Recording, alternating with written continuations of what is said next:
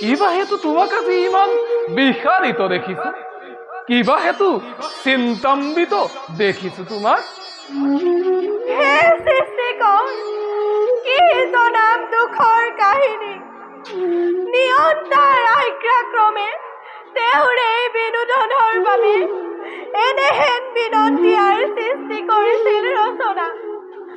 কিন্তু সেই সৃষ্টি আজি সৌন্দৰ্যৰ আকৰ হৈ থকা নাই।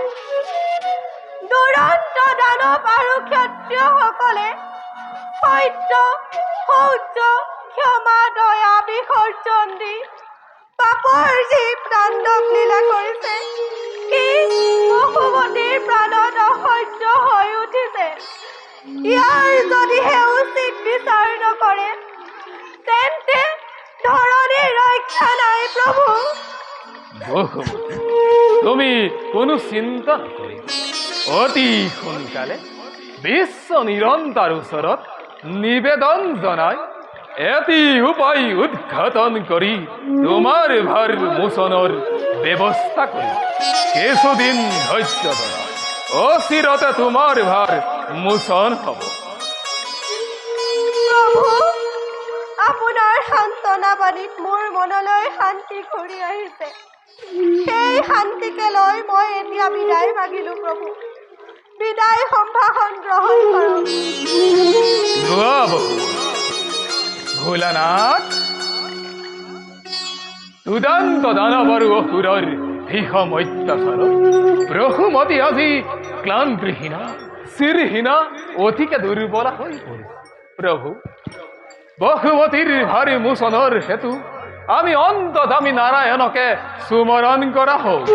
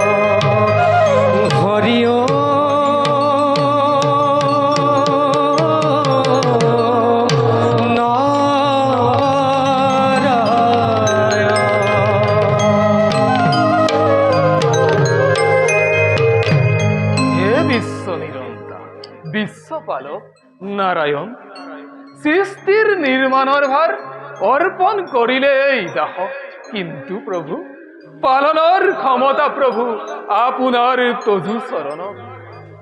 আপোনাৰ আদেশ পালি ৰচিলো সৃষ্টিৰ অনুপম সৌন্দৰ্য ৰাখি, ৰচিছিলো সমাবেশ ভাৰ।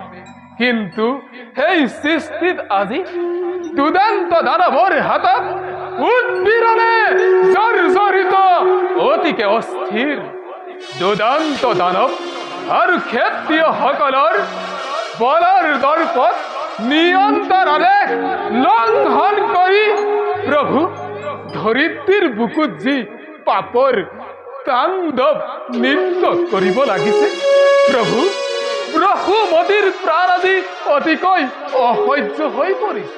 শিশুপাল দন্তবক্ৰ আৰু কংসৰ নিচিনাকৈ দুৰ্দন্তবিলাকৰ অত্যাচাৰত ক্লান্তিহীনা সৌন্দৰ্যৰ প্ৰতিমা বসুমতী অতিকে দুৰ্বল।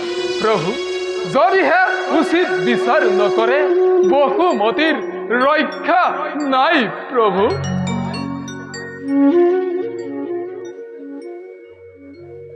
বসুমতী দুখৰ কাহিনী সকলো শুনিলোঁ। পৃথিৱীত যেতিয়া ধৰ্মৰ গ্লানি আৰু পাপে তাণ্ডৱ নৃত্য কৰে, তেতিয়াই মোৰ এক নতুন অৱতাৰৰ হয় প্ৰয়োজন। কোনো চিন্তা নকৰিব সৃষ্টিকৰ। প্ৰভু, মই সৃষ্টি অতি সোনকালে জন্ম লৈ ভূমিভাৰ কৰিম ওচৰ। প্ৰভু, সৃষ্টি স্থিতি জন্ম আৰু প্ৰলয় সকলোৰ আধাৰ আপুনি প্ৰভু। আপোনাৰ কৰোণাৰে পালিত জনক ৰক্ষা কৰক প্ৰভু, এয়া আমাৰ প্ৰাৰ্থনা প্ৰভু। সৃষ্টিক ৰক্ষাৰ ভাৰ আমাৰ ওপৰতো আছিল। সন্তক পালনৰ বাবে মোৰেই ৰুদ্ৰৰূপ জাগ্ৰত কৰিব লগা হ'ল। ইমান সহজে এই কাৰ্য হ'ব নোৱাৰে ৰুদ্ৰ। মোৰ এই অৱতাৰৰ প্ৰয়োজন আছে। তেন্তে প্ৰভু, ৰুদ্ৰৰ নাম ধৰাৰ সাৰ্থক ক'ত? দুষ্টক দমন আৰু সন্তক পালন যদিহে কৰিব নোৱাৰোঁ, তেন্তে ৰুদ্ৰৰ নামত কলংক নাসানিবনে প্ৰভু? অৱশ্যে সঁচা ৰুদ্ৰ, কিন্তু মোৰ এই অৱতাৰৰ প্ৰয়োজন আছে। এই অৱতাৰত মই ৰাম অৱতাৰৰ ঋষি পত্নীসকলৰ মনোবাঞ্ছা পূৰ্ণ কৰিম। ইয়াত তোমালোকৰ অতি আৱশ্যক। ভাল প্ৰভু, আপোনাৰ আজ্ঞা পালন কৰিবলৈ আমি সদায় প্ৰস্তুত। মহামায়া, মহামায়া,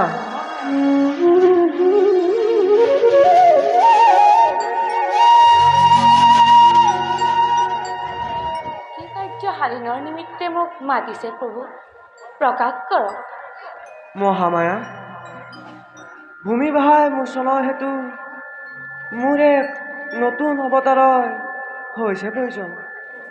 এই অৱতাৰত মই কৃষ্ণৰূপে কংসৰ ভগ্নী দৈৱকী অষ্টম সন্তান ৰূপে জন্ম ল'ম। এই অৱতাৰত অনন্তই বলোৰাম ৰূপে দৈৱকীৰ সপ্তম গৰ্ভত স্থিতি ল'ব।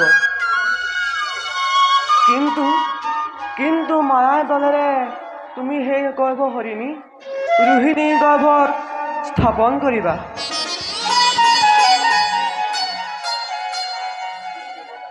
বসুদেৱৰ দ্বাৰা তোমাক নন্দৰ গৃহৰ পৰা সলাই আনিম। কংসই তোমাক যেতিয়া শিলত আচাৰি হত্যা কৰিবলৈ উদ্যুক্ত হ'ব, তুমি তেতিয়া হাতৰ পৰা এৰি আকাশত আবিৰ্ভাৱ হ'বা আৰু মোৰ এই অৱতাৰৰ সংবাদ দিবা। তোমাৰ কাম ইমানেই মহামায়া। ভাল প্ৰভু, দাসী এতিয়া বিদায়হে মাগিছোঁ।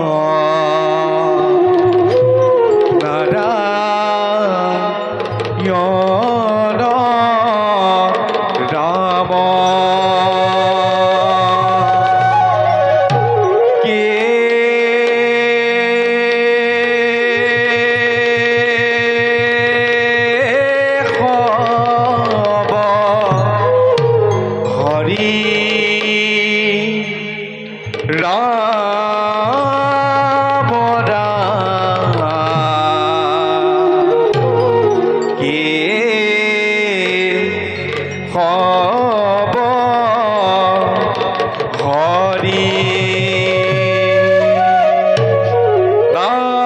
নাৰায়ণ নাৰায়ণ নাৰায়ণ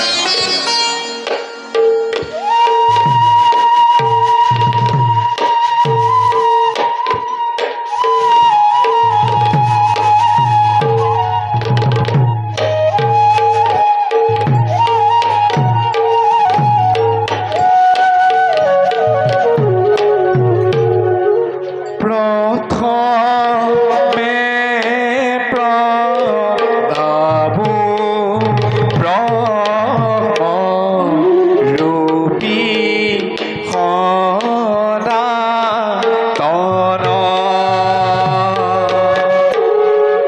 হরিব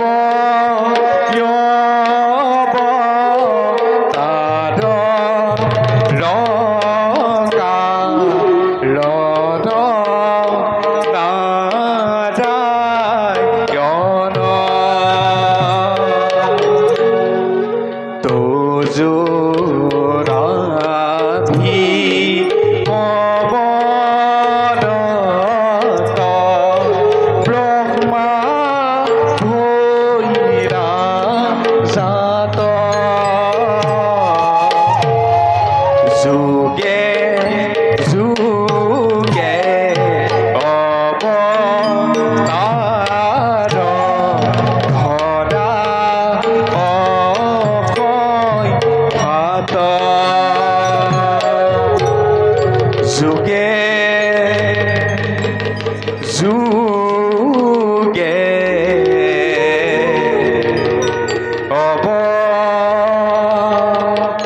অবতার ধরা অক্ষয় ভাত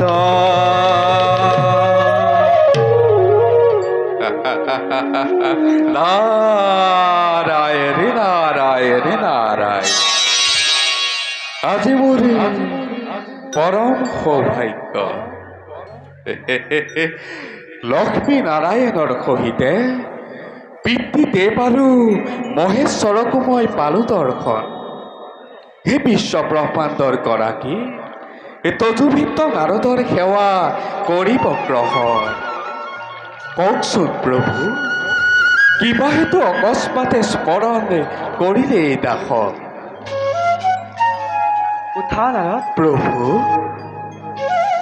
নাৰদ প্ৰভু আজি এটা নতুন পৰিস্থিতিৰ সন্মুখীন হ'ব লাগিব নাৰায়ণ নাৰায়ণ নাৰায়ণ ইয়াত তোমাৰ সহায়ৰ অতি প্ৰয়োজন নাৰায়ণ নাৰায়ণ এই তাকে একো বুজিব নোৱাৰিলো যিজন সৰ্বব্যাপী সৰ্বশক্তিমান তেওঁৰে নেকি পৰিস্থিতি হ'ব পাৰে যি পৰিস্থিতি সাধনৰ বাবে এই ক্ষুদ্ৰমতী নাৰদৰ আৱশ্যক প্ৰভু নাৰদ প্ৰভু ভূমি বাহাই মোচনৰ হেতু মোৰ এক নতুন অৱতাৰৰ হৈছে প্ৰয়োজন নাৰায়ণ নাৰায়ণ এই অৱতাৰত প্ৰভু অনন্তই বলোৰা ৰূপে মহামায়াই যোগমায়া ৰূপে আৰু মই নিজে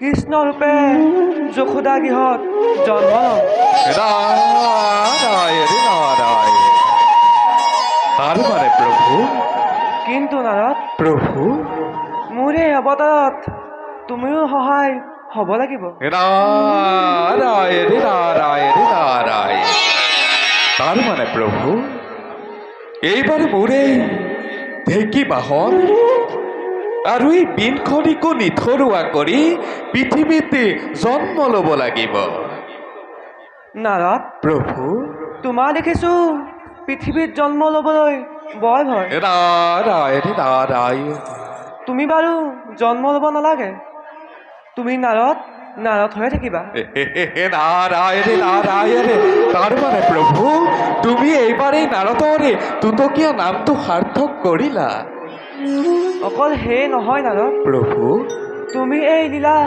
ৰসময় কৰি তুলিবৰ কাৰণে দেৱতা আৰু দেৱ নাৰীসকলক দ্বাদশ বংশত জন্ম লোৱাৰ ব্যৱস্থা কৰিব লাগিব। নাৰায়ণ।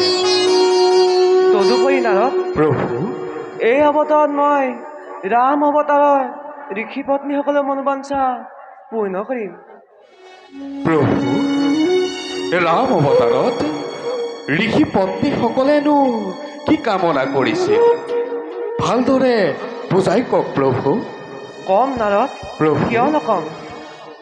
ৰাম অৱতাৰত মই যেতিয়া পিতৃসত্য পালন কৰি বনলৈ গৈছিলোঁ, প্ৰভু তেতিয়া সীতাৰ প্ৰতি মোৰ প্ৰতিভক্তি দেখি ঋষি পত্নীসকলেও তেনে প্ৰতিভক্তি কামনা কৰিছিল। নাৰায়ণ নাৰায়ণ।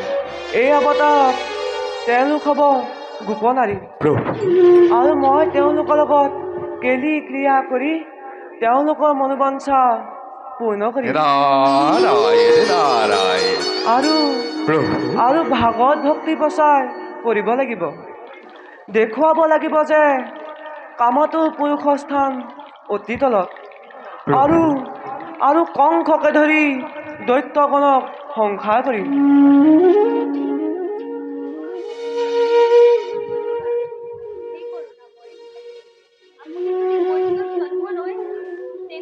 অভাগীৰ অৱস্থা কি হ'ব?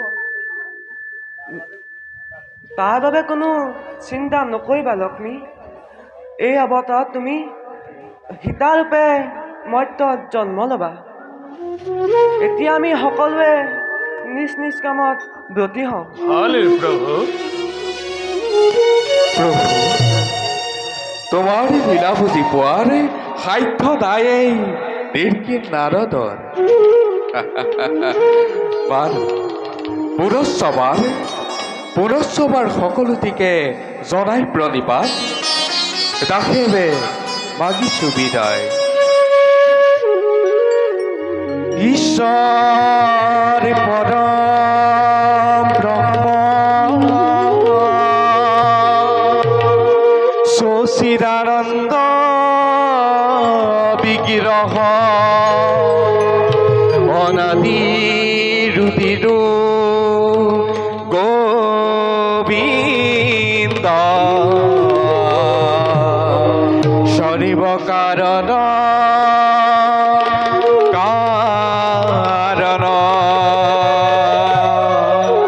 সৰ্ব কাৰণ কাৰণ সৰ্ব কাৰণ কাৰণ সৰ্ব কাৰণ কাৰণ নাৰায়ণ নাৰায়ণ নাৰায়ণ। অনন্ত শয়নে দেখিলো নয়নে লক্ষ্মী নাৰায়ণ হৰি প্ৰভুৰা তোৰ চৰণতে সোণৰিনো পূৰ্বাজে ৰুণ নজুন কৰি প্ৰভুৰা তোৰ চৰণতে সোণৰিনো পূৰ্বাজে ৰুণ নজুন কৰি নাৰায়ণ নাৰায়ণ নাৰায়ণ। অনন্ত শয়নে দেখিলো নয়নে লক্ষ্মী নাৰায়ণ হৰি প্ৰভুৰা তোৰ চৰণতে সোণৰনো পূৰ্বাজে ৰুণ কৰি প্ৰভুৰা তোৰ চৰণতে সোণৰনো পূৰ্বাজে ৰুণ কৰি হৰি নাম ৰাম নাম কৃষ্ণ ৰাম ৰাম ৰাম ৰাম ৰাম কৃষ্ণ ৰাম হৰি ৰাম ৰাম ৰাম নাৰায়ণ নাৰায়ণ।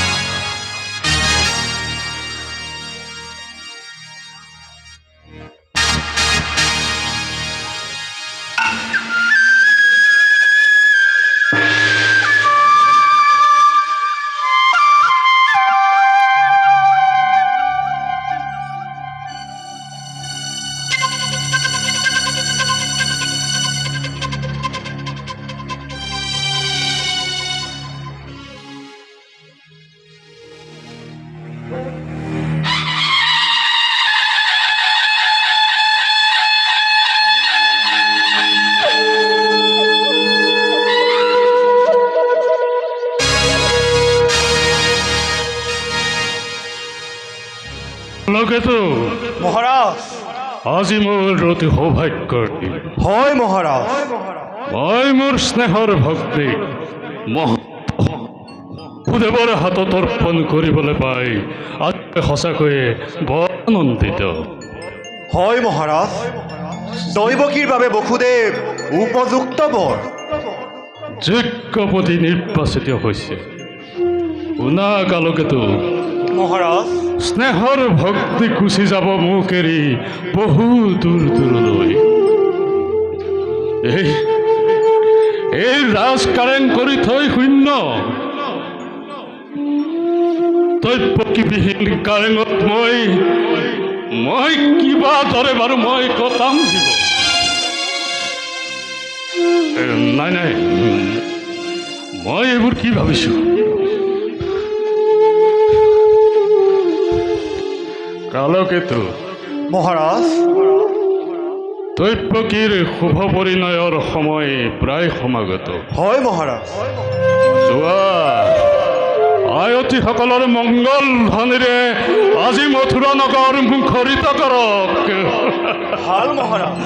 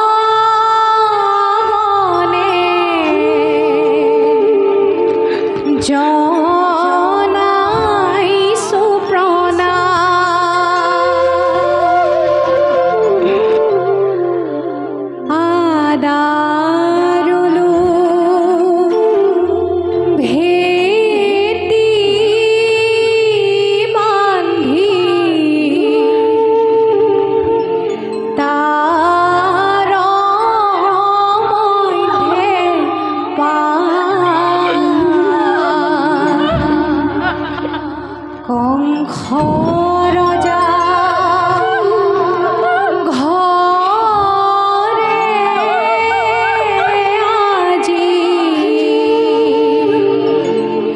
কৰে কন্যাদান।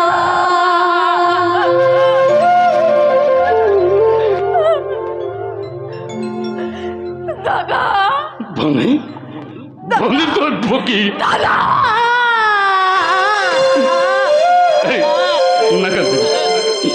নাকান্দিবি তই কান্দি মোৰ তই হৃদয়ত দুখ নিদিবি। ক্ষমা কৰা ভনী তোমাৰ অতি অভাগিনী মই নবুজিলো মাতৃপূজা প্ৰকৃত স্বৰূপ। এই আজলি তই তই শৈশৱৰে পৰা মোক যি আবদ্ধ কৰি ৰাখিলি মই তাক জানো কোনোদিনে পাহৰিব পাৰিম? মই কোনোদিনে পাহৰিব নোৱাৰো। ময়ো দাদা চিৰঋণী তোমাৰ কাষ নাপাহৰো জীৱনত তোমাৰ এই অকৃত্ৰিম স্নেহ। এই তই কোনো চিন্তা নকৰিবি দৈৱকী, তোৰ দাদা আছে, কোনো চিন্তাই দাদা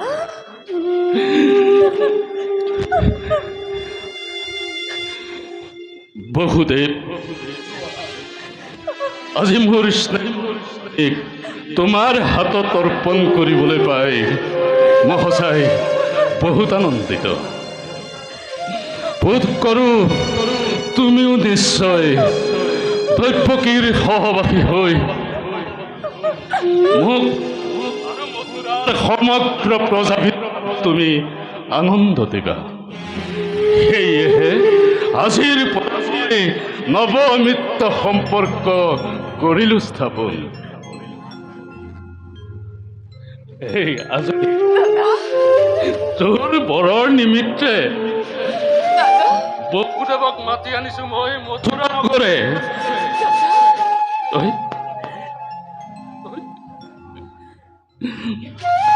শুদ্ধ চিতে শুদ্ধ অন্তৰেৰে তই বসুদেৱক বৰমাল্য প্ৰদান কৰ। তই বৰমাল্য প্ৰদান কৰি সমগ্ৰ মথুৰাবাসীক তই আনন্দিত কৰ। দাদা তোমাৰ আদেশ মই পালিম সততে। অতি ভাগ্যৱতী মই, তোমাৰ দৰে শ্ৰেষ্ঠ ভাতৃ জগতত পাই কেইজনে।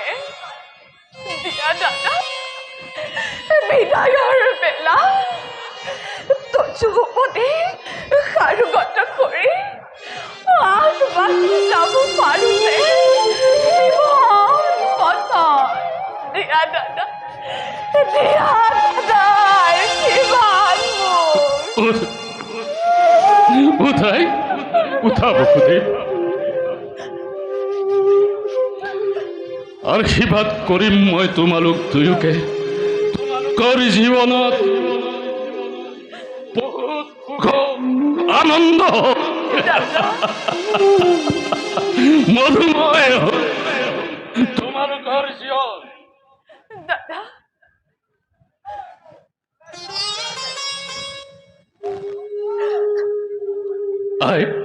দাদা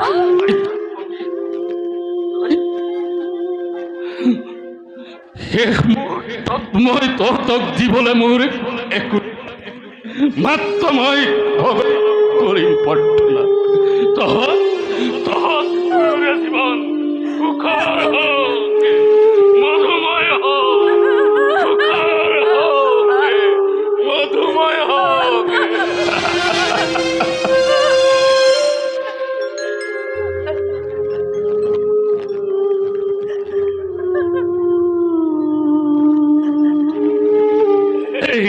তই কি চিন্তা কৰিছ?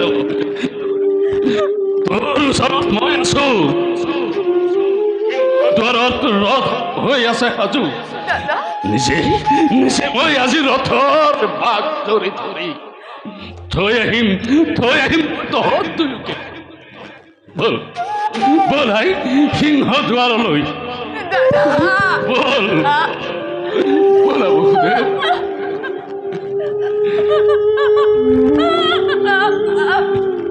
কান্দিবি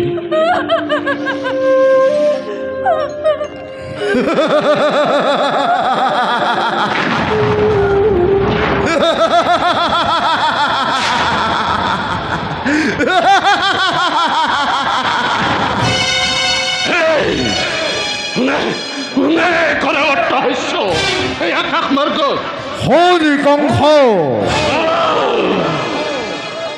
মুখেই উদ্দেশ্যে অট্ট কৰে খাব আকাশ মাৰ্গ সাৱধানী কংস যি ভগ্নীৰ বিয়াপতি মোহ সমাৰোহেৰে আনন্দত আত্মহৰা মূৰ্খ কংস তই তোৰ সেই স্নেহৰ ভগ্নী দৈৱকে গৰ্ভজাত অষ্টম সন্তানে সংহাৰ কৰিব তোক অৱলীলাক্ৰমে মৰণৰ দিন কৰি দুৰ্দন্ত হৈ চমু চাপি অহে ঘনে ঘনে তাৰে আজি অপূৰ্ব সূচনা তাৰে আজি অপূৰ্ব সূচনা তাৰে আজি অপূৰ্ব সূচনা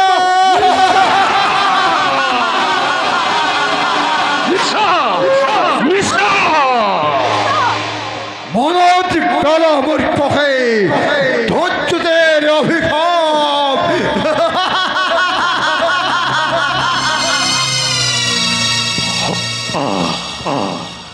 অতি সঁচা মনত পৰিছে মোৰ তাহানিৰ সেই ধৈৰ্যতিৰ বৰ আনন্দত আত্মহাৰা হৈ পাহৰিছো আপোনাৰ ভূত ভৱিষ্যত ওৰাই দিছে মোক বানিয়ে সাৱধান কৰি দিছে মোক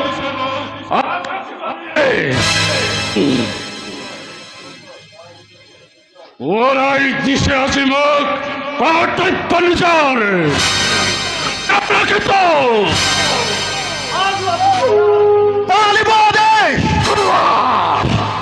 ঘৰুৱা বিজুলী বেগেৰে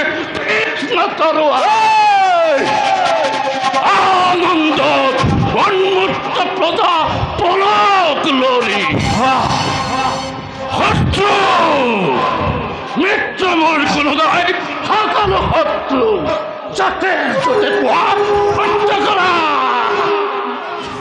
জোৰে বলিয়া তথাৰ হাতীয় নাই মেলি দিয়া এই প্ৰজা সমুদ্ৰ আনন্দৰ উৎসৱ আজি হওক ধ্বংসৰ ধুমুহা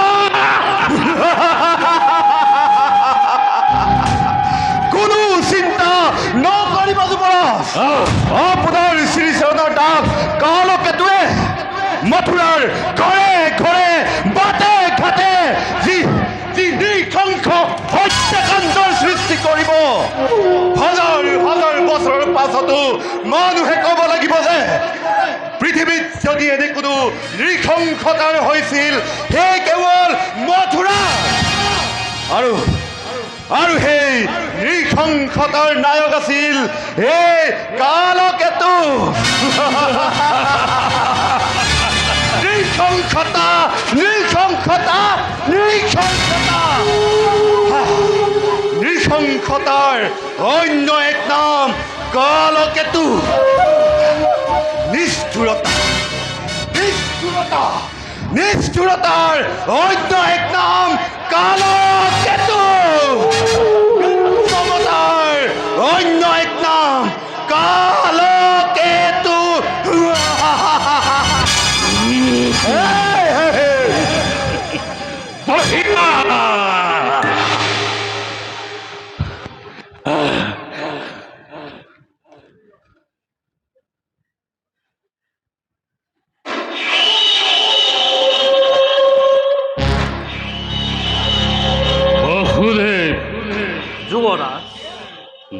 নতুন নীতি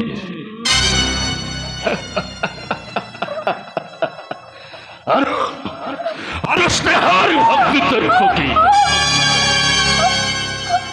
বননি নহয় ভাগ্যলিপি নিজ কাণেৰে বান্ধনেৰে বান্ধে দিলো তহঁতলোকে এই মেজি স্পষ্টভাৱে কৰিছে ঘোষণা অচিৰতে হেনো কংসৰ মৰণ হিয়া ভৰা যি শুভেচ্ছা মই কৰিলো প্ৰদান তাৰ আজি যোগ্য প্ৰতিদান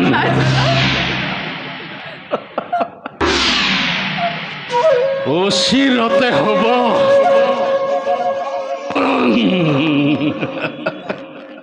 কি কৰিবা বহুদেৱ মৃত কৰল উঠিল বেশ কথা নহব অন্যৰ্থ কিন্তু কংসৰ মৰণ জানো ইমান সহজ স্নেহ মমতা আদি আছে যতনে বিসৰ্জিলো সকলোকে এই মুহূৰ্ততে মন্ধৰ নাকলীয় খৰ্গ হস্তদ্ৰব্যকে কৰি শিৰচ্ছেদ তাৰপিছত ভালদৰে দ্ৰব্যকীৰ গৰ্ভজাত অষ্টম সন্তানে কিবা কৰে সংহাৰ এই কংস দ্ৰব্যকীতই মৃত্যুৰ বাবে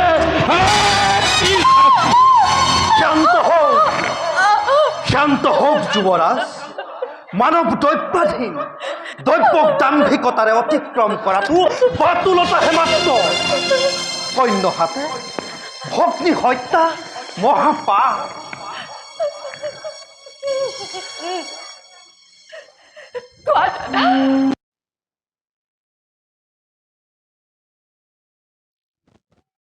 ল'ব লাগে আজি কিবা কিন্তু মথুৰাৰ নিৰীহ প্ৰজাই শাস্তি পায় বিনা অপৰাধে এই পিশাচী ৰজাকৈ ৰাক্ষস মূৰ্তি কিয় তুমি মানৱৰ নামত কলংক সানিছা দাদা কিয় পিশাচী নাই তাৰ গাত কোনো ভুল মোহেৰে অপৰাধী আজি কোনোৱে মথুৰাৰ প্ৰজা যত মানে দুখ এই কংসৰ নে কি কোৱা বহুদেৱ কোনে জানে কোনে কৰে কিবা অপৰাধ ক'বলৈ কিবা আছে মোৰ আৰু ক'লে জানো শুনিবা সঁচা ৰাজা তুমি সৰ্বশক্তিমান সকলো কৰিব পাৰা নিশ্চিত চাব সঁচা হওক মিছা হওক ন্যায় বা অন্যায় সবাৰো বিধান হয় ইচ্ছাতে তোমাৰ কিন্তু সেই গৰ্বতেই গৰ্বিত হৈ তোমাৰ শিৰে আজি সীমাত্ৰি লংঘিছে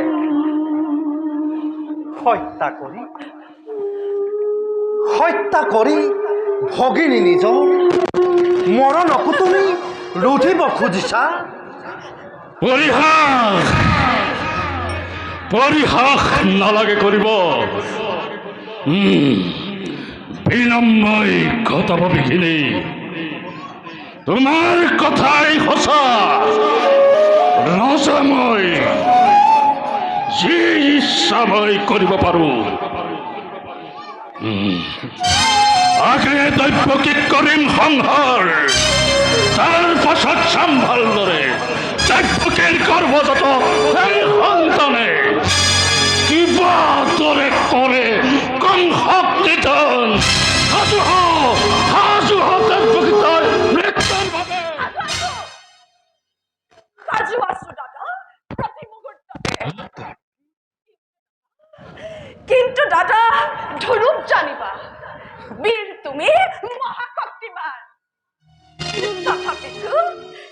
দেখা পাই সন্মুখত সৌ মৰণৰ স্বপ্ন প্ৰহেলিকা যিবাৰ দৰে তুমি কপিছা ভয়ত এই দৈৱকীয়ে মৃত্যুৰ নামত কদাপিতো নহয় বিচলিত।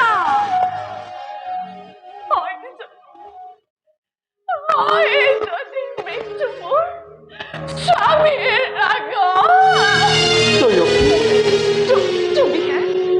তুমি কেন মহাবীৰ জ্যেষ্ঠৰ ঘাট তাক মই দেৱতাৰ দান বুলি মুখে কৰিম।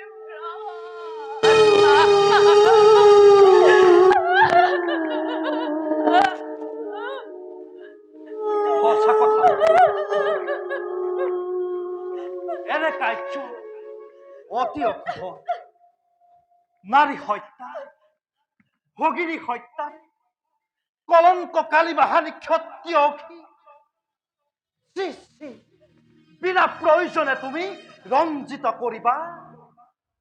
এনে কাৰ্য কৰা যদি ইচ্ছাতে তোমাৰ যুগে যুগে জগতৰ বীৰৰ সমাজে হত মুখে তোমাক কৰিব গঞ্জনা। নলব তোমাৰ নাম লাজতে ঘৃণাতে। আৰু তাৰে ভয়ত সাপ পুহি গাখীৰ খুৱাই বীৰ বুলি জগতত এই দিব পৰিচয় এই মূৰ্খ কংসই। বঢ়িয়া বঢ়িয়া তোমাৰ যুক্তি, অতি হিতাকাক্ষী মিত্ৰ মোৰ। তুমি বাসুদেৱা তাৰো আছে সহজ উপায়। উপায় তয়কিও থাকিব জীয়া, তোমাৰো একোকে ৰাজা নহব অনিষ্ট।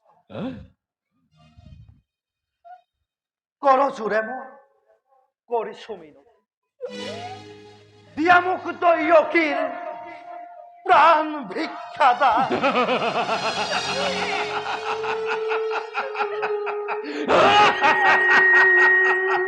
তার পরিবর্তে যুবরাজ তয়কির গর্ভজা প্রতিটো সন্তান যে মুহূর্ততে ভূমিষ্ঠ হব এটি এটি করি আনি তুলি দিম তোমার খাত।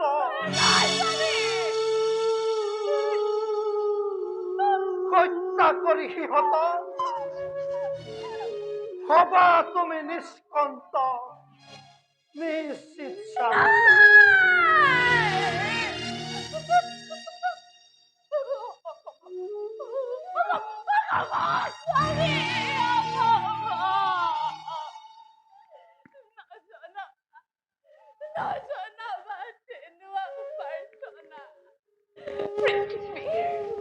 নতুন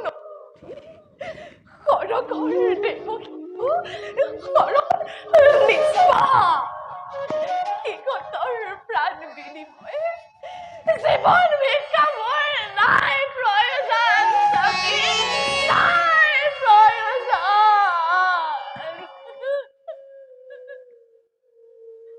ভাবি চোৱা বসুদেৱ, পাৰিবানে প্ৰতিজ্ঞা পালিব? পাৰিবানে বিসৰ্জিব তুমি সন্তানৰ স্নেহ? যদি পাৰা তোমাৰ মুখলৈ চাই প্ৰাণদান দিব পাৰো মই পিশাচী দৈত্যকে। শক্তিধর নরপতি প্রজা আমি আশিত তোমার, দুর্বল আমার প্রাণ প্রবল শক্তি। কাহি নিব পারা তুমি প্রতি মুহূর্ততে জীবা থাকে সকলো আমার। তথাপিতো কওঁ শুনা ৰাজা, মিছা কথা মই নকওঁ কদাপি। আজি সাক্ষী কৰি চন্দ্ৰ সূৰ্য দেৱ দেৱীগণ অৰ্ধাংগিনীক স্পৰ্শ কৰি দক্ষিণ হস্তেৰে কৰিছো ভীষণ প্ৰতিজ্ঞা মই এই লগনত যি কৈছো ততো সমীপত অক্ষৰে অক্ষৰে মই কৰিম পালন।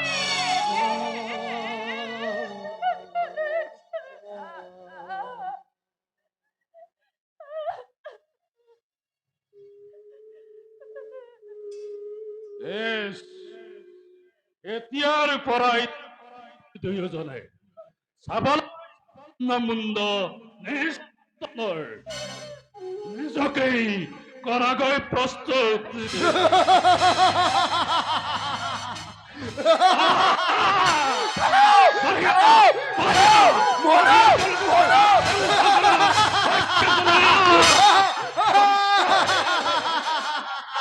বঢ়িয়া।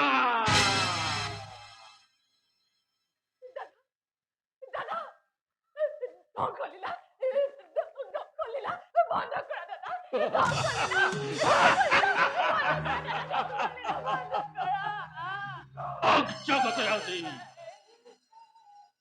প্ৰয়োজন সাপেক্ষে কংস কিমান নিষ্ঠুৰ, কিমান নিৰ্মম, কিমান নিঃশংস। এই, এই,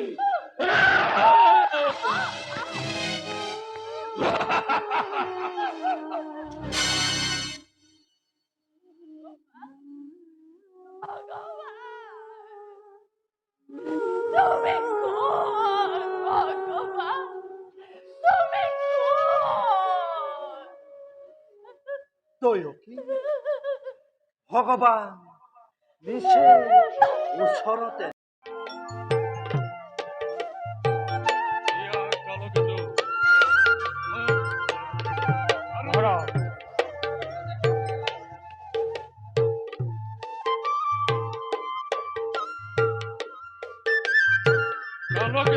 মহাৰাজ নৰ্তকীসকলৰ নাচ বাগ বৰ উপাদেয় হৈছে। হয় মহাৰাজ। দিয়া, পুৰা দিয়া।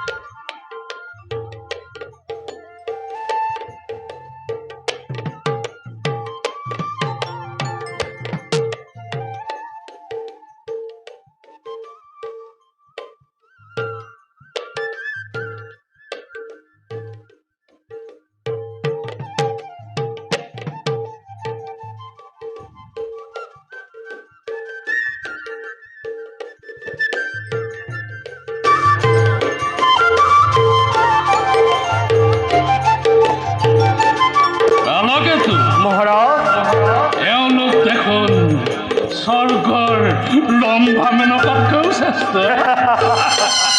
হয় মহাৰাজ, স্বৰ্গৰ ৰম্ভা মেনকাতকৈ বহু গুণে শ্ৰেষ্ঠ। দিয়া পুৰা দিয়া, পুৰা দিয়া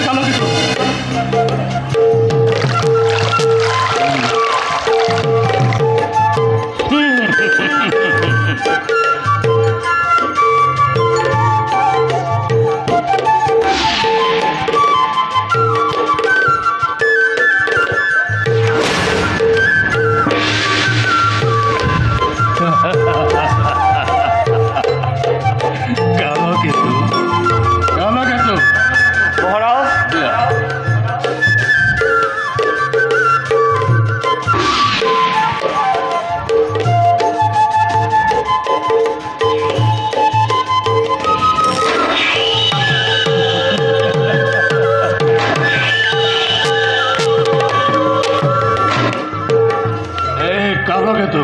মহাৰাজ নৃত্য গীত বন্ধ হ'ল কিয়? হাতত কেঁচুৱালৈ বসুদেৱ উপস্থিত সিংহদুৱাৰত। বসুদেৱ ৰৈ আছে সিংহদুৱাৰত? হয় মহাৰাজ। যোৱা কালকেতু অসন্মানেৰে বসুদেৱক লৈ অনা মোৰে বিলাস কক্ষ। ভাল মহাৰাজ।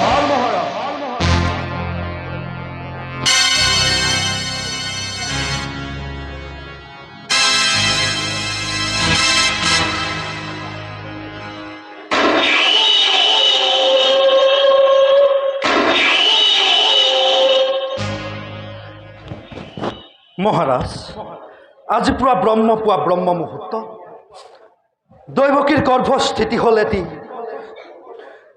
এটি অবুজ সন্তান। সন্তান পূৰ্বৰ প্ৰতিজ্ঞা ৰক্ষা কৰি লৈ আহিছোঁ আপোনাৰ কাষত।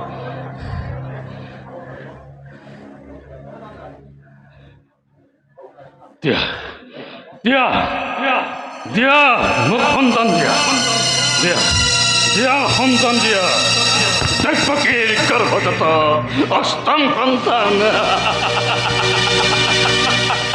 ই হেনো মোৰ প্ৰাণবৈৰীয়া এই প্ৰাণবৈৰী কংস তোক আজি শেষ কৰি নিষ্কণ্ঠ ঘাম মই চিৰকাললৈ এয়া দৈৱকীৰ প্ৰথম সন্তান। প্ৰথম সন্তান হয় যুৱৰাজ।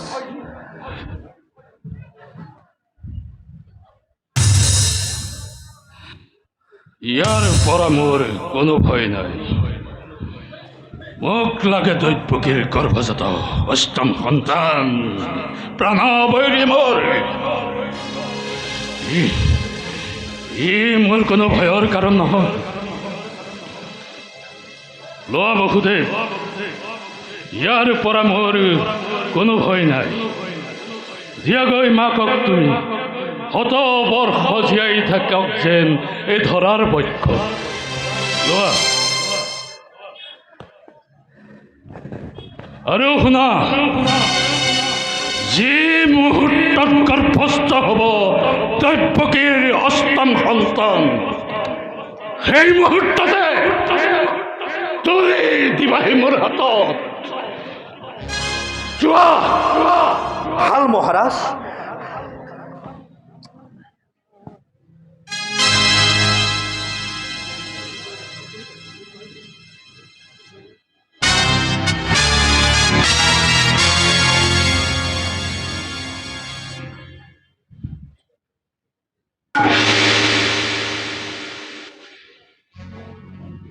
কালকেতু পুৰা দিয়া আদি গোপাল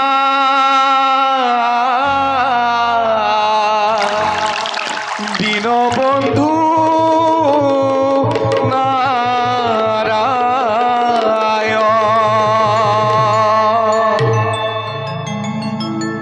মোৰ প্ৰাণ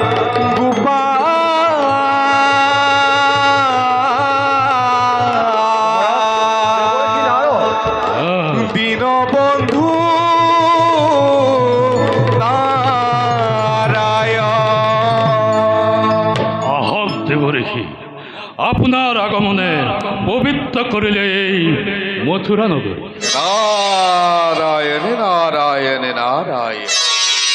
কংসৰাজৰ জয় হোক। পিছে মহাৰাজ, আপোনাক আজি বৰ চিন্তাম্বিত দেখিছো। নাই নাই, মই একো চিন্তাম্বিত নহয় দেৱঋষি। মই মাত্ৰ ভাবিছোঁ ভাবিছে বসুদেৱৰ সত্য ৰক্ষাৰ হেতু বসুদেৱে সত্য ৰক্ষা কৰি নিজ সন্তানক বধ কৰিবৰ কাৰণে তুলি দিছেহি মোৰ হাতত। সঁচা দেৱঋষি, বসুদেৱ যে কিমান মহান। নাৰায়ণ নাৰায়ণ নাৰায়ণ। কংসৰাজ, তেওঁ অতিকে মহান। পিছে তুমি তেওঁক হত্যা কৰিলানে নাই? নাই নাই, মই সেই সন্তানক ঘূৰাই দিছোঁ। নাই কৰা? কিন্তু কিয় কংসৰাজ? কাৰণ সেই সন্তানৰ পৰা মোৰ কোনো মৃত্যু হয় নাই। নাৰায়ণ নাৰায়ণ নাৰায়ণ। মোক লাগে মাত্ৰ দৈৱকীৰ গৰ্ভজাত অষ্টম সন্তান। নাৰায়ণ নাৰায়ণ। ভুল কৰিলা ৰাজন, মহা ভুল কৰিলা তুমি। ভাবিছিলো তুমি ৰাজনীতিত অতিকে বিচক্ষণ। নাৰায়ণ নাৰায়ণ নাৰায়ণ। এতিয়াহে গম পালো তুমি ৰাজনীতি আৰু কূটনীতিৰ বিষয়ে একোৱে নাজানা। ইয়াকে কয় আপুনি আপোনাৰ শত্ৰু আৰু আপুনি আপোনাৰ মিত্ৰ। কংসৰাজ, দেৱৰী তুমি কেনেকৈ জানিলা দৈৱকীৰ সেই সন্তান প্ৰথমেই নে অস্ত? দেৱৰী কংসৰাজ, আপুনি কি কৈছে মই একো বুজিব পৰা নাই, মোক আপুনি বুজাই কওক। নাৰায়ণ নাৰায়ণ নাৰায়ণ।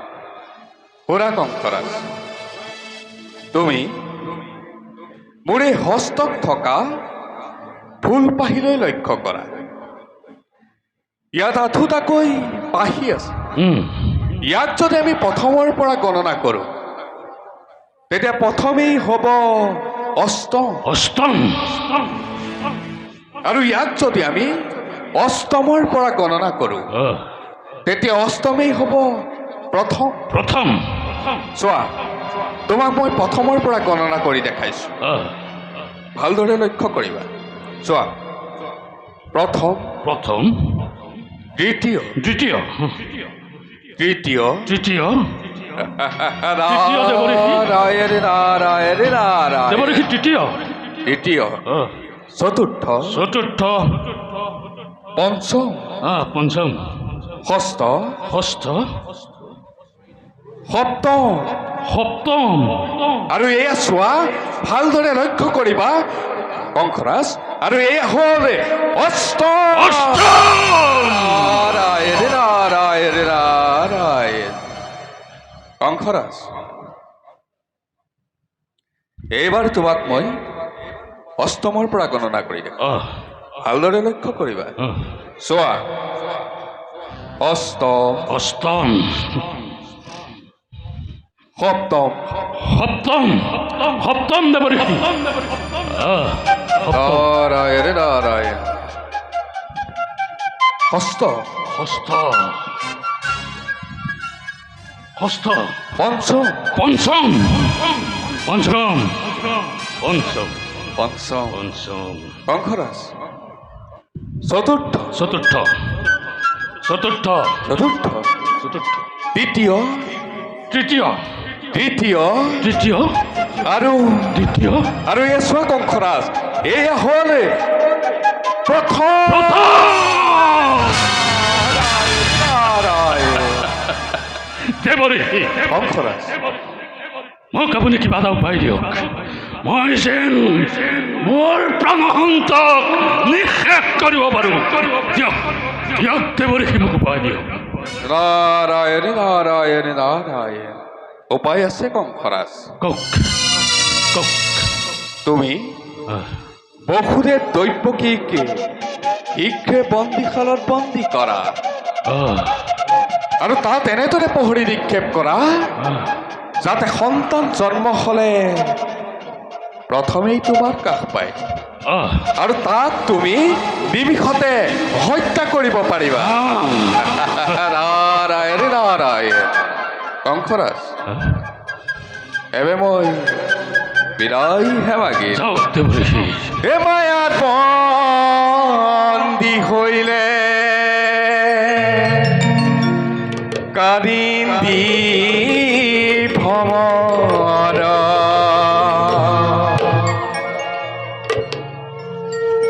জুইত বন্দী হইলে চগা।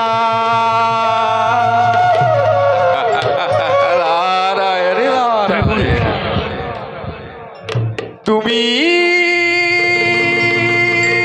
বন্দী হইলা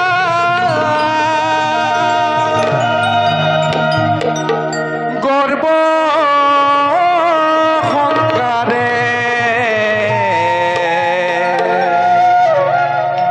নিচিনি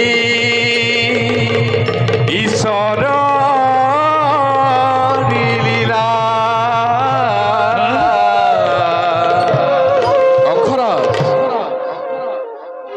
ঋষিনী ঈশ্বৰ লীলা। নাৰায়ণ নাৰায়ণ। দেৱৰী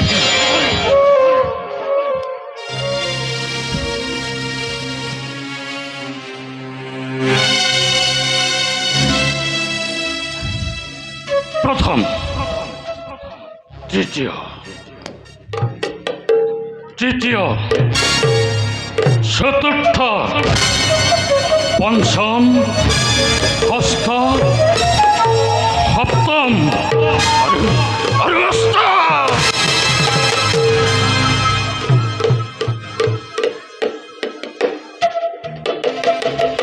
অষ্টম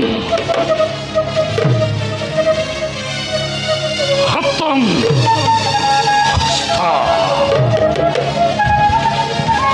পঞ্চম চতুৰ্থ তৃতীয় দ্বিতীয় তৃতীয় তৃতীয় তৃতীয় কালকেতো অতি শিক্ষা বন্দী কৰিও না বহুদেব দৈবকী। আৰু শুনা, হাতে গলে চিন্তিৰি লগাই বন্ধ কৰি থবা লৌহ কাৰাগাৰত অসস্ত প্ৰহৰীৰ মাজত সন্তান জন্ম হোৱাৰ লগে লগে যেন তুলি দিয়েহি মোৰ হাতত। এইবাৰ মোৰ চাম ভালদৰে দৈবকীৰ গৰ্ভজাত অষ্টম সন্তানে কিবা দৰে কংস কৰিব নিধন। দেৱতা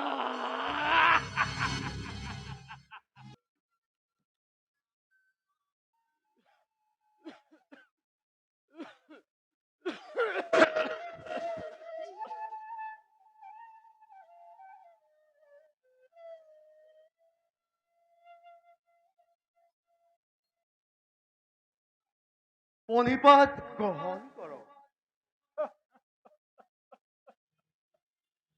মহাৰাজ বুলি সম্বোধন কৰি তুমি তুমি আৰু মোক লাজ নিদিবা অসুৰ। মহাৰাজ, আজি মই পুত্ৰৰ হাতত বন্দী অসুৰ। মহাৰাজ, পুত্ৰৰ হাতত বন্দী। নহলে জানো অসুৰ আজি এই মথুৰাৰ প্ৰজাৰ চকুৰ পানীৰে ধাৰ পাবলৈ পালেহেঁতেন। মহাৰাজ, সঁচাকৈ আজি মথুৰা অজা কংসৰ কঠোৰ শাসনত মথুৰাবাসী আজি জৰ্জৰিত। যাদৱ সকলৰ নেতা বসুদেৱ আজি বন্দী। প্ৰজাসকলৰ ন্যায় অধিকাৰ ভৰিৰে মোহাৰি তোষামোদকাৰী কৰ্মচাৰীসকলৰ চেষ্টাচাৰিতাক সকলো পচই দি কংসই আজি গা বলেৰে ৰাজ্য শাসন কৰিছে। ইয়াৰ প্ৰতিকাৰ কোনে কৰিব মহাৰাজ?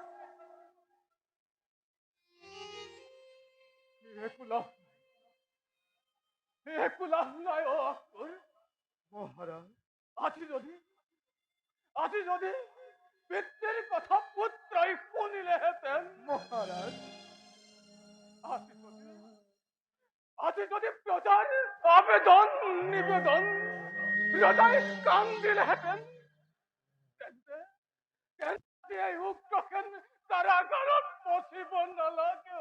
মহাৰাজ, কাৰাগাৰত পচিব নালাগে।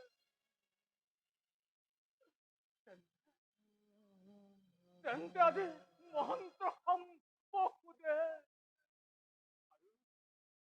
আৰু হতভাগী দৈবকী ছটা ওজা শিশুৱে জমৰ আলহী হব নালাগে।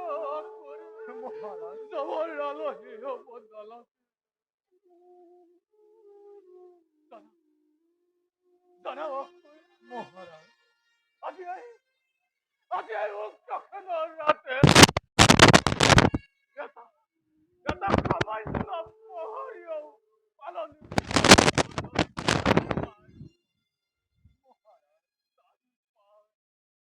মহাৰাজ, আজি সামাজিকৰ জানিব পাৰিছো ভগৱান নাৰায়ণে আমাৰ যদুবংশত জন্মগ্ৰহণ কৰিব। লোকে মনত কৰিছে সেই ভীষণ তথ্যবাণীৰ কথা।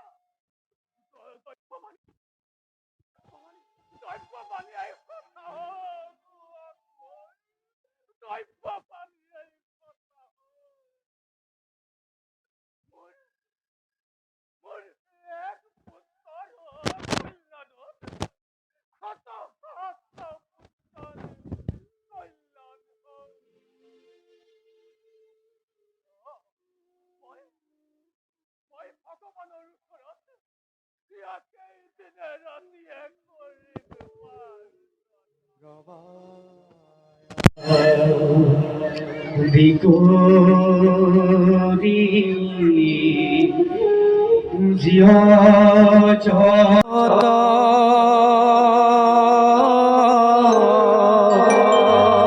ৰাম ৰাম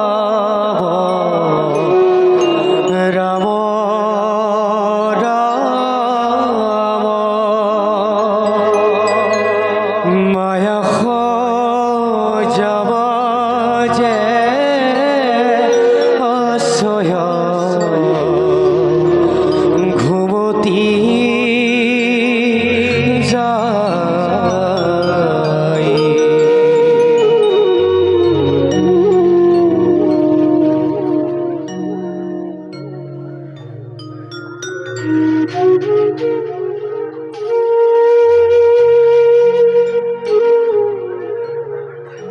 আজি সঁচাকৈ মথুৰাবাসী দুৰ্ভাগ্য আপোনাৰ নিচিনা প্ৰজা সবল মৰমীয়াল নিপতিৰ পৰা শাসনৰ পৰা বঞ্চিত হৈ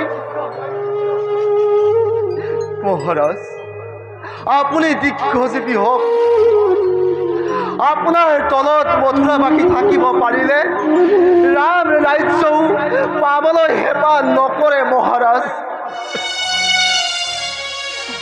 মই আৰু জীয়াই থাকিবলৈ ইচ্ছা নকৰোঁ অক্কুৰ। মহাৰাজ আজি আজি মোৰ বাবে মৰণেই অমৃত। মহাৰাজ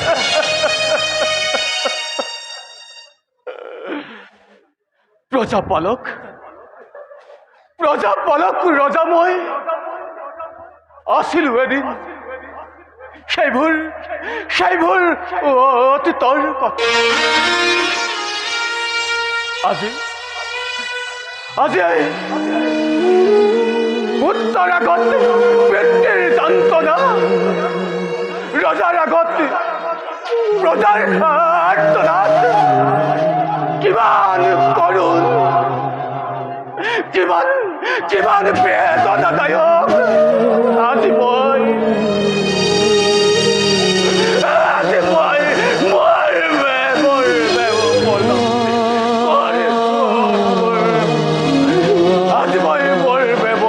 উপলব্ধি কৰিছো মহাৰাজ অক্কুৰ। ই যে নিয়তিৰ পৰিহাস মহাৰাজ ই যে নিয়তিৰ পৰিহাস তথাপিতো মহাৰাজ মহাৰাজ অক্কুৰ, মহাৰাজ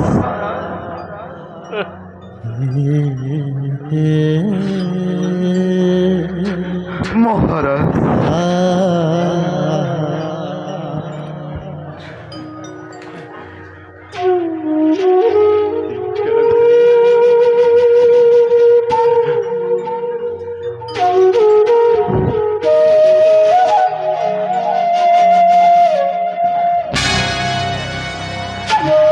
পিতাক কি কুমন্ত্ৰণা দিবলৈ আহিছা অক্কুৰ?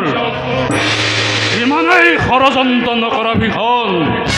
এই কংসৰ শিৰত পদুম ফুল ফুলিছে, আনকি মোৰ ভয়ত স্বয়ং জয়লক্ষ্মীও আজি কংসৰ অন্তঃপুৰত, আনকি স্বয়ং বিধাতায়ো বিধি লিপি কৰে খুব সুচাৰুৰূপে। কংস, মই তোৰ এনেবোৰ মই মতলীয়া কথা শুনিবলৈ ইচ্ছা নকৰো। তই মোক অলপ শান্তিত থাকিবলৈ দে কংস। শান্তিত থাকিবলৈ দে। শান্তি লাগে? তোমাৰ ইচ্ছামতে নহয় পিতা, মোৰ ইচ্ছামতেহে সকলো চলিব। তুমি শুনিবলৈ ইচ্ছা নকৰিলেও মই তোমাক শুনাবলৈ বাধ্য। শুনা পিতা, দেৱকীৰ গৰ্ভজাত ছটাকৈ সন্তান জীৱাতৰে মই শিলত আচাৰি হত্যা কৰিলো। ঠিক সেইদৰে দৈৱকীৰ গৰ্ভজাত অষ্টম সন্তান সেইদিনা মই কৰিম নিশ্চয়। সেইদিনা হ'ব মোৰ আনন্দৰ পূৰ্ণাহুতি।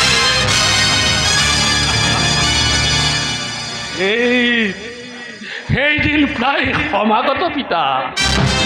দৈৱকীৰ আসন্ন প্ৰসৱৰ দিন প্ৰায় সমাগত। দৈৱকী বসুদেৱৰ দুখ কি হ'ল কংস? কি দুখত আজি তেওঁলোক বন্দী? তই মোক ক'ব পাৰিবি কংস? তই মোক ক'ব পাৰিবি? অকল বন্দীয়েই নহয় পিতা, প্ৰহৰীৰ সতৰ্ক দৃষ্টিত দুয়োজন শৃংখলাবদ্ধ।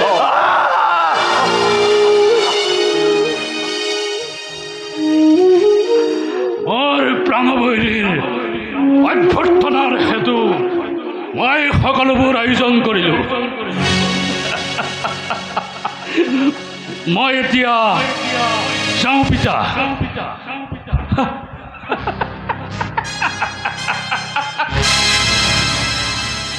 তোমাক মই সেই সংবাদ দিবলৈহে আহিলোঁ।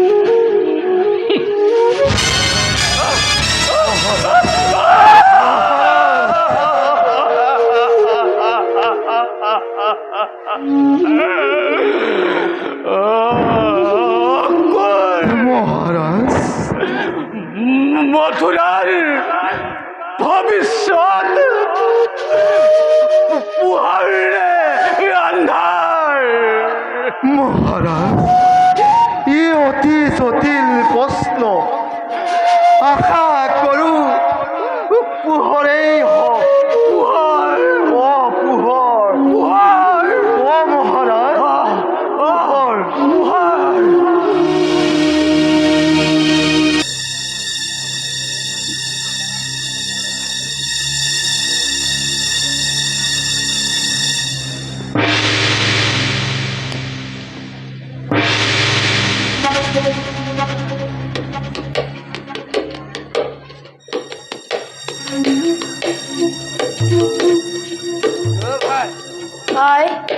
দিন বাৰ গ্ৰহ নক্ষত্ৰ সকলোবোৰ পৰিৱৰ্তন ঘটিছে, কিন্তু আমাৰ একো পৰিৱৰ্তন ঘটা নাই অ' ভাই।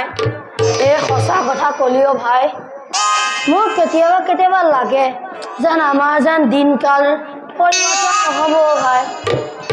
এই আনৰ কাৰাগাৰৰ ভিতৰতো আনন্দ উল্লাস, আমাৰহে ঘৰত তিৰোতা পত্নী, সৰু সৰু ল'ৰা ছোৱালী থাকিও এনেদৰে জীৱন যাপন কৰিব লগা হৈছে অ' ভাই। বুজিছ ভাই, এইখনে আমাৰ কপাল। হে ভাই, এইখন আমাৰ কপাল নহয়। এই বাৰিষা সময়ত এই হাঁহে হাগি থোৱা চোতালখনে। বাৰু এইবোৰ কথা বাদ দে, তই এইবিনা এই লোকক লাগে লফালাই, আমি মৰিছো খাৰলি খাই। ভাই, এইখন শাস্ত্ৰটো গাবলৈ থ। কেনেবাকৈ যদি সেই ৰঙা চকু আডাল আহিবলৈ হ'লে গম পাইছই নহয় কি গতি লগাব দুইটাৰে। অ' ভাই, হয়তো কোনোবা আহিছে নেকি? অ' চাচোন চা, মোৰ চকু গৰম হয়। কোনোবা আহিছে নি চাচোন বোলো, মোৰ চকু গৰম নহয়। অ' ভাই আহিলে এটা কৰ্তব্য কৰ, বুজিছ? কৰ্তব্য কৰ।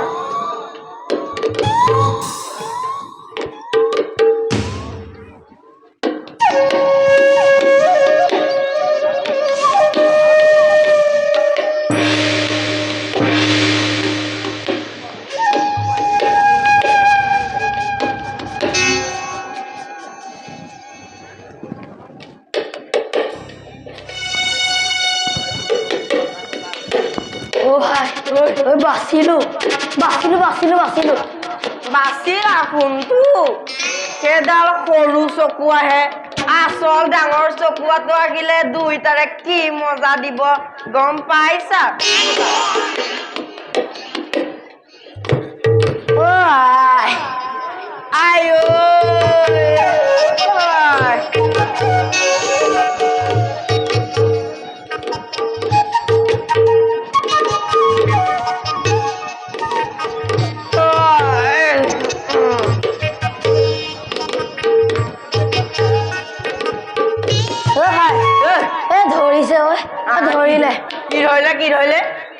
নি ভাই সেইটো মোৰো ধৰিছে বাৰু দে ভাই ভাই কথা এটা ভাবিছো নহয় ৱাহ তই গভীৰ ৰাতিখন কি কথা ভাল ভাবিলে বাৰু কচোন তই কথাটো ক তোৰ ভাগৰ লাগিছে নে তই ভাল প্ৰশ্নটোকে সুধিলি নহয় তোক মই কৈছিলোহে মোৰ একদম ভাগৰ লাগিছে মই চকুৰ আগত যেনিয়ে তেনিয়ে আনকি তোকো মই বিচনাখনহে দেখিছো গম পাইছ তেতিয়াহ'লে কথা এটা শুন মই শু তই ৰখ বুজিছনে ভাই নাই বুজা খালে ভাই মনোযোগ দেখি মই বোলো শু তই ৰখ এতিয়া বুজিছনে নাই বুজা খালে ই মোৰ মূৰটোক খালে ভালকৈ শুন একদম মই শু তই ৰখ বুজিছনে বোলো ভাই নাই বুজা ৰাম ৰাম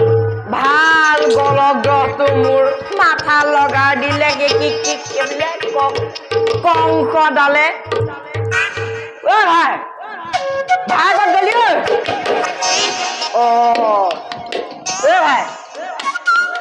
ভাই এয়া গ'ল এইফালে ভালকৈ কৈছো শুন একদম ভাই ক ভাই ক তই ৰখ মই শু বুজিছনে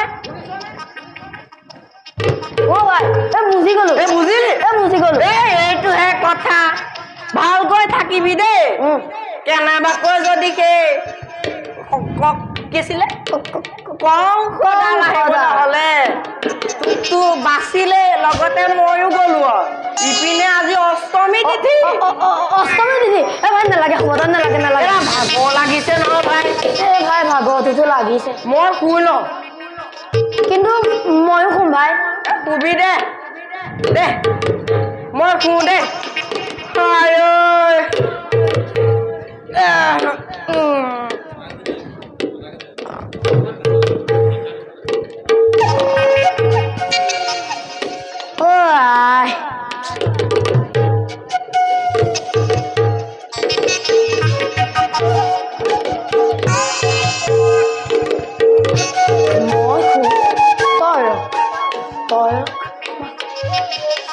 ঠিকে কৈছে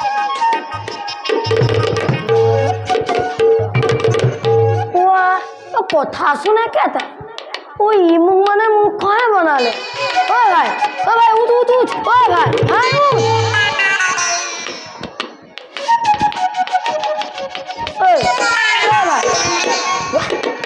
ই একেবাৰে ঘৰ খোৱা দিয়ে খোলে ভাই তই পাৰি উঠ ভাই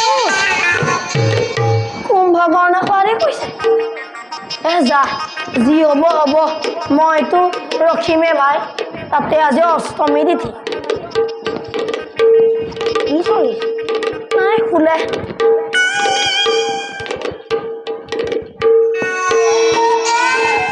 চব শুলে এইপিনে চাকি তাকিবোৰ নুমালে নহয় চব নুমালে ইটোতো একদম নিন্দাত কবই নোৱাৰে এদিনো গ'ল ভাগৰে লাগিছে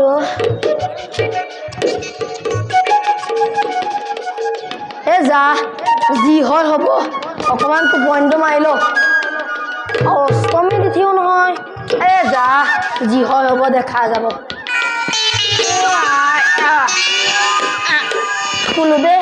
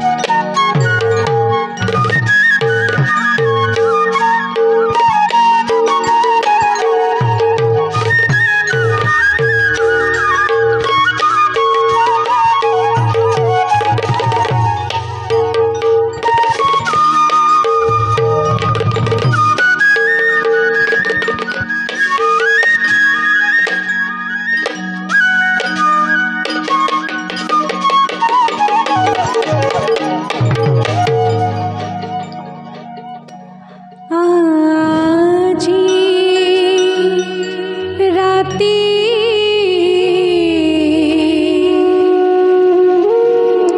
শিলাব ৰখিলে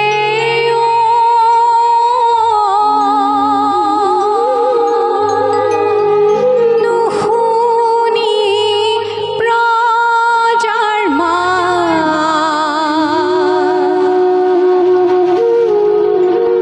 পালি প্ৰহৰীয়া সবে নিদ্ৰা গইলা উপজিলে জগনা পালি প্ৰহৰীয়া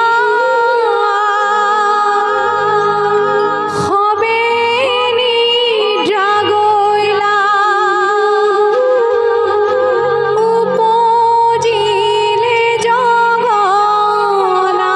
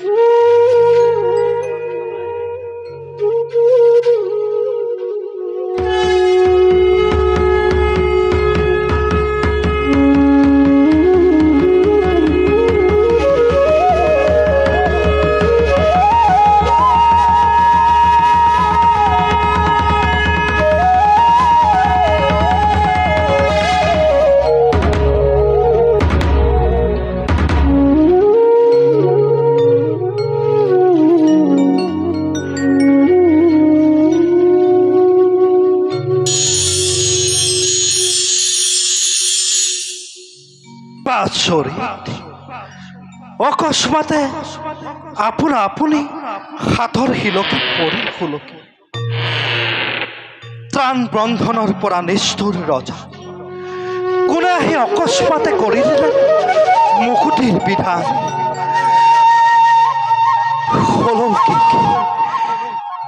অলৌকিক সকলো ঘটনা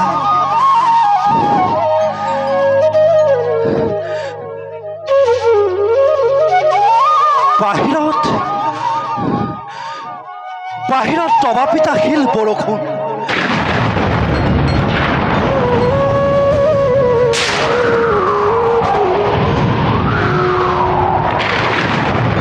প্ৰকৃতিৰ কি যে ভীষণ দুৰ্যোগ সৃষ্টি যেন ধ্বংস হয় প্ৰতি মুহূৰ্ততে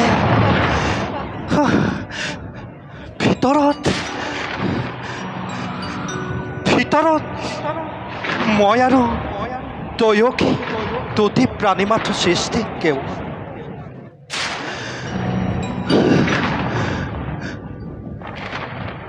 অন্ধকাৰ কাৰাগাৰ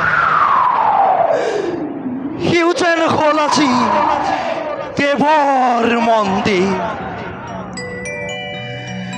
ৰাখি ৰাখি ফুলৰ শুভ্ৰা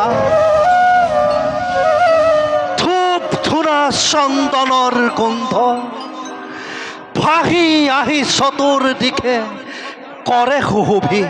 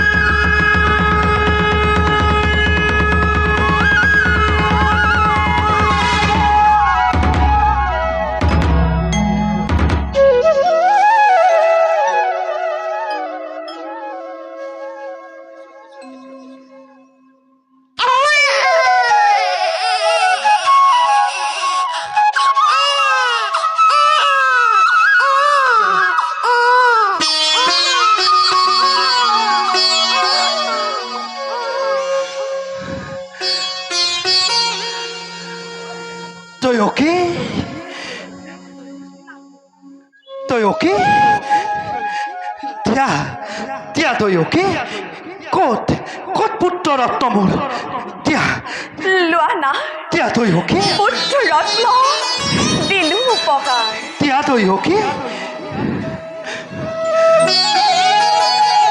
তই অকে ক'ত ক'ত পুত্ৰ ৰত্ন আমাৰ কোৱা তই অকে ক'ত পুত্ৰ ৰত্ন আমাৰ তই অকে ক'ত ক'ত পুত্ৰ ৰত্ন আমাৰ কোৱা তই অকে ক'ত পুত্ৰ ৰত্ন আমাৰ দক্ষিণীৰ কোলা উদং কৰি জিলিকিছে শূন্যৰ কোলা